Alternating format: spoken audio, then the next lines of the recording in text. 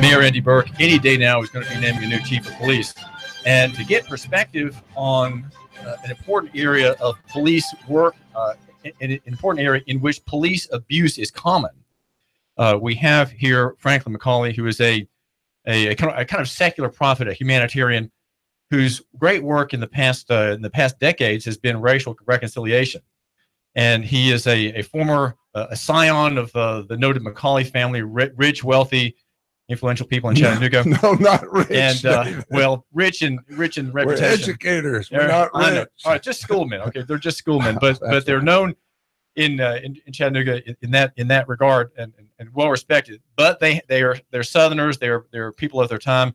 And when he was a young man at Rhodes College in Memphis and dealing with his father when he came back to Chattanooga and asked to teach at McCallie School, he ran into old-fashioned segregationist views that held of whites holding blacks in low regard and not even quite human, not deserving of full protection of the laws and the like. So we're here asking Franklin about what he would say. What is the speech, Franklin McCallie, that Chattanooga Connected, your organization, would have the new police chief when he's named say? What are the things that he should have? Would like to suggest in his mind as he takes the office after being named any day now by Mayor Andy Burke. Say something about ChattanoogaConnected.com. That's ChattanoogaConnected.com. And what, from this platform, you would urge on the point of policing, police abuse, and justice, and the right use of power by the state. All right. David, so I spent 22 years, Kirkwood High School, trying to bring... In Illinois. Missouri. Kirkwood, Missouri, St. Louis County. I spent 22 years, and we worked on racial integration every single day, and you had to. And people would say to me, why do you keep talking about this? I said, look at our society. Teresa and I both retired. We came back to Chattanooga because it was our home. We wanted to come to our family. We also knew that things were so much better down here than they had been in the 60s. And we got here, and suddenly we found out that wasn't true, at least racially. We went over to the Bessie Smith for a venue, for a musical venue, and we knew it'd be integrated because of the subject. We got there, it was integrated. There were 150 black people and 7 white people. 5 of the white people were white women married to black men, and Teresa and me. A month later, we went to one of the retirement venues for Reverend Paul McDaniel at his church. Because of what it was going to be that night, and because the Reverend Paul McDaniel, county commissioner, had been elected as much by white people as black, we knew that would be integrated. It was 250 black people and 2 white people.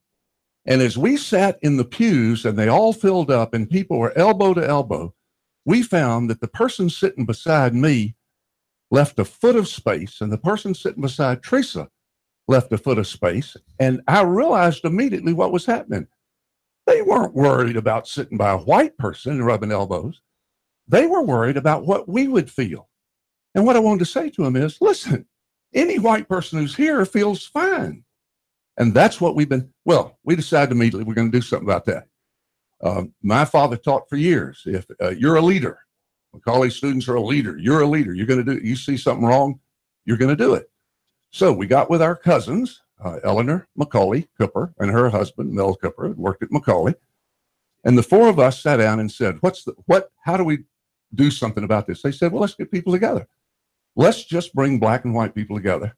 And we started on August 1st, 2013. We had about 30 people. And immediately, as we started this conversation, we called it a dessert conversation. People brought desserts. We sat down in our living room. I started off, by the way, first thing that happened, a white guy, my age, outside, said, Franklin, what do I say to a black person? And I said, well, here's what I say. Hi, I'm Franklin McCallie. Who are you? He said, is that all you say? I said, well, that's what I say.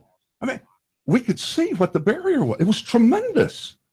So we started talking, and immediately a lovely white woman, this is 2013, David, a lovely white woman with a black husband and a lovely child, about 10, said, in my neighborhood, we went to the local restaurant just 2 weeks ago, sat down, and a white man, and she said, sorry, Franklin, about your age, looked over and saw us and said, very loudly, and got up with his wife and moved. And everybody in the room, in our living room, said, can't believe that. She said, it's true. We started talking about, you got to be intentional about breaking down this barrier. You got to do it over and over. You got to speak about it. You got to do it. Okay, so we go on for about a year. Actually, we did this, David, for 3.5 years. How many events did you have? We had 22 events, 400 different people, but 1,000 people came through our living room since we started this. And maybe 2 years later, 2015, a white woman said to me at one of our dinners, I've been here before, Franklin, and I heard you say, you've intentionally got to reach out. And those of us in working in businesses with Black colleagues, we have to quit splitting up for lunch, as they all do. The studies show Black people go with Black people, white people go with white people, and they're all out there, and they don't share information. And David, by not sharing information, you got 15 whites out there eating together, or 5 or whatever. You got 3 Black people from the office eating together. Black people don't hear about all the information about the office. They don't hear about the openings. They don't hear, and so on. Well, she said, Franklin, I decided I would eat with my Black colleagues. I started out the door one day at lunch with them. A white colleague called me back. Now, this is 2015, David. A white colleague called me back behind the lunch screen, and I went back and she said, June, you don't want to be there. You don't want to go with those people eating lunch and be seen with them. I couldn't believe it. Yes, I could believe it. And that's the problem. I could believe it. Now, let me give you the next one, though. A year later, a man came to me who had been coming to our meetings, a Black man. He said, Frank, I want to tell you something. We sat on my porch. We had coffee together. And he said, you know, I coach little kids in baseball. And I coached for years. He's about 63, 64. He said, now my sons are doing it. So I'm the assistant coach. And they've got me out in the field. And we coach 4- and 5-year-olds. And while I was coaching the other day, a little 4-year-old, I wanted to show him where he moved and how he moved when the batter came up, and he's second base. And I did so, and I took his shoulders and I moved him, and he turned to me and he said, Black people don't touch white people. And I said to him, what'd you say? He said, I didn't say anything to him. I called his parents that night. His parents apologized, and the next day they had him come. They came with him and apologized for what they'd said. But what they've never said to him is, where'd that come from? That was 2016. Where did that come from? From a little 4-year-old white boy. It's still happening, David. It's still going on. Okay, so we're working on this. And one of the things we feel is, as you become friends, as you talk, we don't talk about necessarily anything. Well, it is heavy. It's heavy because it's interracial. But people tell their stories. That's the kind of thing I would have the police department do. I would have neighbors, community, not just for the recruits. Listen, Fred Fletcher did the right thing with the recruits. He had them go out. But one of those groups talk with Black, one with Hispanic, one with gay and lesbian, one with persons with disabilities. All of them need to do this. We need far more, because what's happening in the communities is the policeman who goes out there and sees a Black person. Policeman's white. The person on the street is Black. All of a sudden, all those cultural inhibitions, all those racist things that have been said to him down here in the South. By the way, it's happening all over the country. We know that. I'm talking about the South because I'm a Southerner. All those things are in his mind. And maybe he doesn't have one Black friend. And he sees this Black person, and the situation doesn't look good, and he's alone, he or she. And what happens? We could do so much more if we had so much training together.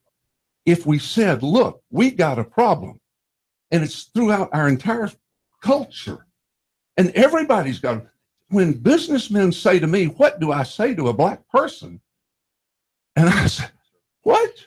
I try not to put them down, David. I don't want to act like that's on you. It's usual. We got to do something.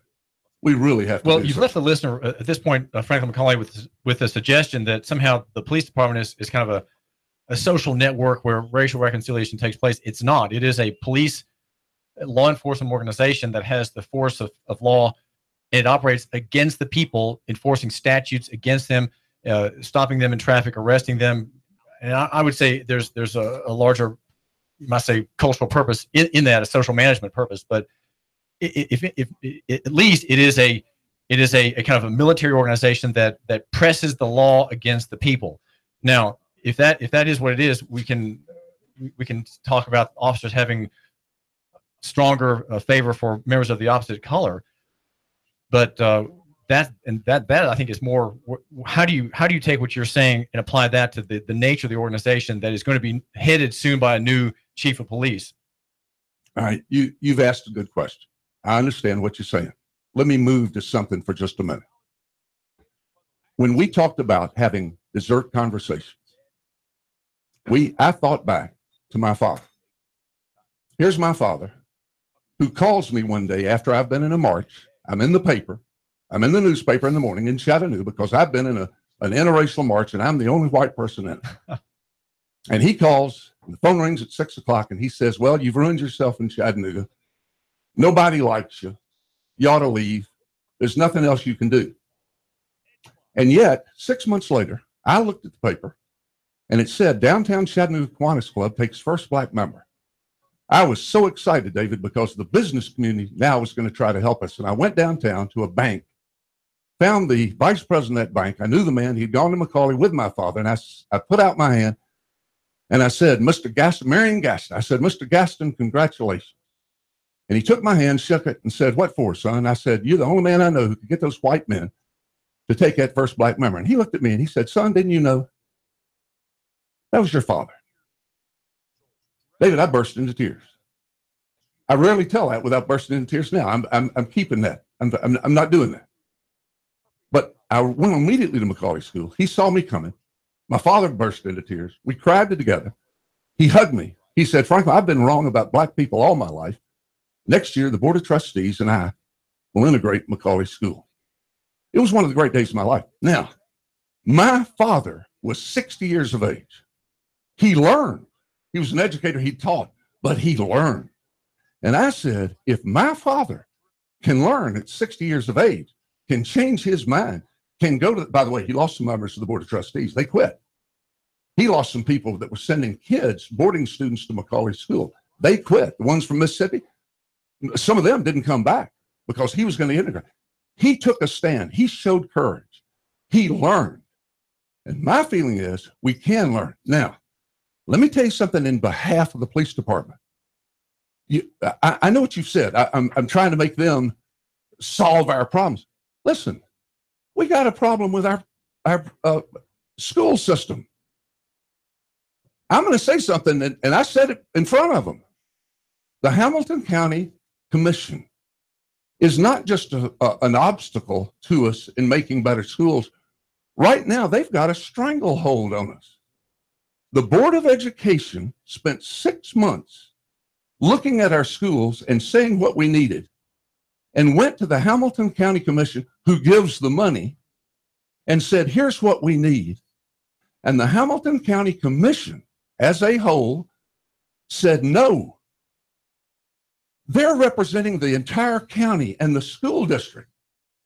And our people aren't going to the county commission and saying, listen, you got to raise that. They hadn't raised taxes in 12 years. I tell you what's happening here. We've got a bunch of people, my age and older, my color, not all old people, not all white people, but they're not seeing what we see in these schools. We got kids, every kid needs an education in Chattanooga and Hamilton County. Every kid needs the best education. And we've got schools, we're calling them iZone schools. They're not getting an education. They're not getting all the resources. We used to have something called separate but equal. David, it was never equal. At Howard High School, when I was there in '68, I understood it was not equal. We really didn't have, for instance, student journalism. I had one of the greatest student journalism programs in Kirkwood High School of any in the nation, and it raised the level of that school. We didn't really have drama. We had music. We had a band. We didn't have a string orchestra. There were many things we did not have at Howard High School, and our all black, and we still have all black schools, don't have all the things they need. I want to get back to my question, Franklin McCallie, and that is police organization, a military force. It's vertically integrated. It's all military ranks, etc. Enforcing statute against the citizenry, upon the citizenry in Chattanooga, ostensibly for peacekeeping, ostensibly for law enforcement, protecting the honor and integrity and peace of the state in so doing, but dragging many tens of thousands of people through the court system, many of them black. There's a disproportionate number of black people in the judicial industrial complex, and the poor who are ignorant often don't know how to defend their rights. We have a police chief coming. There are 3 candidates, Edwin McPherson and 2 others.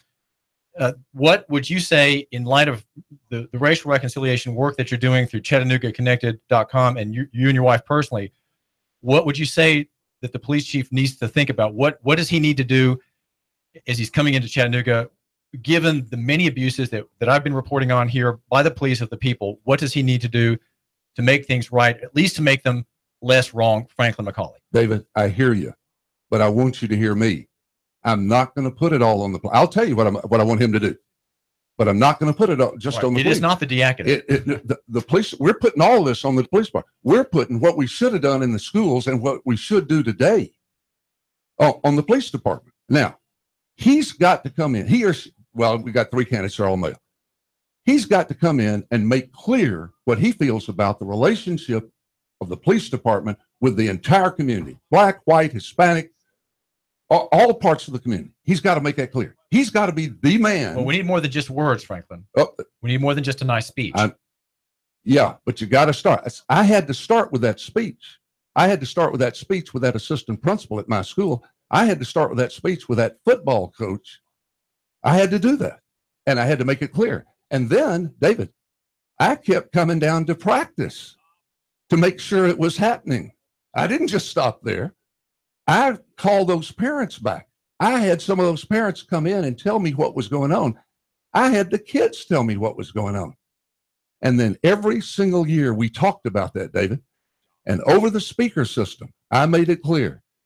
Anybody, male, anybody who grundies or wedgies, everybody understands, reaching down in pants, pulling up the underwear. Anybody who does that in this school is going to be out of this school. Black, white, red, yellow, doesn't matter who you are. You're going to be out of this school for a certain period of time. And we worked on it. And David, when the young man who was going to the state championship track meet for us did that 1 week in advance, and he knew that he was supposed to be out for 2 weeks, and his parents and the coach and the athletic director and everybody else came to me, I said, you know what? I am terribly sad. I'm going to that track meet. I want to see him there, but he can't be there. He broke that rule. He hazed. He abused another student in the school. He can't go. And that's the way the chief of police has to be. But David, it's going to take a lot of talk. He's going to have to meet with all his officers. He's going to have to hear from them. What is it you're going through? Look, you've got to say, just like I said to that one assistant principal, when I said, what is it we're here for? And that assistant principal said, we're here to protect the school. I had no idea that's what that guy thought. The chief of police has to call in his chiefs first. He has to call in his assistant chiefs. He has to call in his sergeants. He has to call and find out what it is. What does our police officers think they're trying to do? The police should not be protecting the state. The police should be protecting the people, respecting their rights, not touching any person, not harassing any person, apart from probable cause. If there's probable cause to stop and arrest someone, then that person needs to face arrest and face the consequences of his crime or his misdeed. That's right. Other than that, the black man walking while black, the man traveling while black, people should be treated as if they have constitutional rights, which they do. And not molested, not stopped, not harassed, not name called, not troubled. They should be left alone until there's a clear reason for police intervention in that person's private life. That's exactly right. And it's a non-racial issue. It's not black or white. It isn't black or white, but in many cases it is because black and white. Blacks are disproportionately maltreated. That's right. That's correct. And the new police. And that's what I found at my school, David. This is David Tulis, Franklin McCallie. Thank you for joining us here. Thank you. Franklin McCallie, check out his work at ChattanoogaConnected.com. That's ChattanoogaConnected.com. Franklin McCallie is talking about the pending arrival of a new police chief by the mayor, Andy Burke, who's going to be announcing his pick any day now. And we have high hopes for reforms in Chattanooga. This is David Tulis, Nooga Radio. Again, thank you, Franklin. Thanks, David, very much. Nooga Radio, AM 1240, 92.7 FM. Now, me being a radio guy, I'm really not good with vehicles. Never changed my own oil, can barely change a tire.